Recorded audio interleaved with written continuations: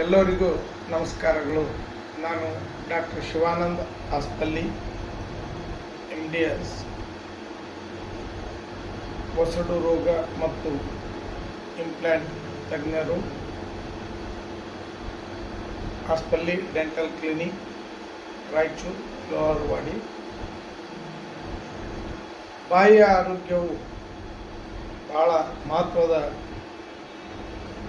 ಒಂದು ವಿಷಯ. ದೇಹದ ಆರೋಗ್ಯ ಎಷ್ಟು ಇಂಪಾರ್ಟೆನ್ಸೋ ಅಷ್ಟೇ ಇಂಪಾರ್ಟೆನ್ಸ್ ಬಾಯಿಯ ಆರೋಗ್ಯವು ಇರುತ್ತದೆ. ಕಾರಣ ಬಾಯಿಯ ಆರೋಗ್ಯವು ಸ್ವಚ್ಛವಿದ್ದರೆ ದೇಹವನ್ನು ಸರಿಯಾಗಿ ನಾವು ಮೇಂಟೈನ್ ಮಾಡ್ಬೋದು. ಅದಕ್ಕೇ ಈಸ್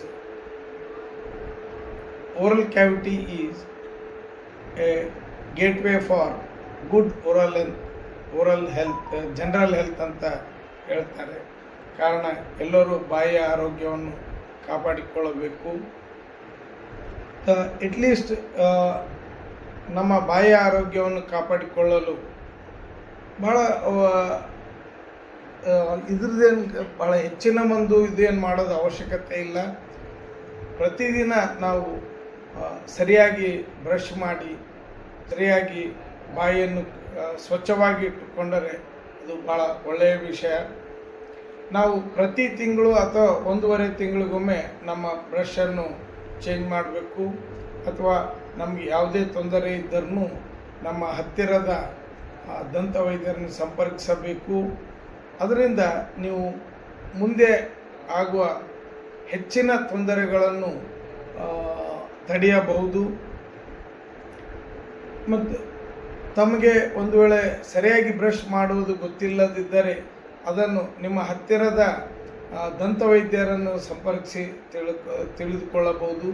ಅಥವಾ ಈಗಾಗಲೇ ಮೀಡಿಯಾದಲ್ಲಿ ಲೈಕ್ ಯೂಟ್ಯೂಬ್, ನಿಮ್ಮ ಗೂಗಲ್ನಲ್ಲಿ ಸಾಕಷ್ಟು ಇನ್ಫಾರ್ಮೇಷನ್ ಇದೆ, ಅದರಲ್ಲಿ ನೋಡಿ ತಿಳಿದುಕೊಳ್ಳಬಹುದು. ಬಟ್ ಬಾಯಿಯ ಆರೋಗ್ಯವು ಒಂದು ಬಹಳ ಮಹತ್ವದ ಅಂಗವಾಗಿದೆ, ದೇಹದ ಮಹತ್ವದ ಅಂಗವಾಗಿದೆ. ಮೊದಲೆಲ್ಲ ಬಾಯಿಯ ಆರೋಗ್ಯವನ್ನು ಭಾಳ ನಾವೆಲ್ಲ ಕೇರ್ಲೆಸ್ ಮಾಡ್ತಿದ್ವಿ. ಬಟ್ ಈಗ ಆ ಥರ ಮಾಡಬಾರ್ದು. ಯಾಕಂದರೆ ಆರೋಗ್ಯವೇ ಭಾಗ್ಯ ಅಂತ ಹೇಳ್ತಾರೆ ಎಲ್ಲರೂ. ಇವತ್ತು ನಾವು ದುಡಿಯೋದು, ಹಣ ಗಳಿಸೋದು ಭಾಳ ಸುಲಭವಾಗಿದೆ. ಬಟ್ ಆರೋಗ್ಯವನ್ನು ಕಾಪಾಡಿಕೊಳ್ಳೋದು ಬಹಳನೇ ದುಸ್ತರವಾಗಿದೆ. ಕಾರಣ ಎಲ್ಲರೂ ದೇಹದ ಆರೋಗ್ಯ ಮತ್ತು ಬಾಯಿಯ ಆರೋಗ್ಯವನ್ನು ಕಾಪಾಡಿಕೊಳ್ಳಬೇಕು. ಈ ನಮ್ಮ ಬಾಯಿಯ ಆರೋಗ್ಯವನ್ನು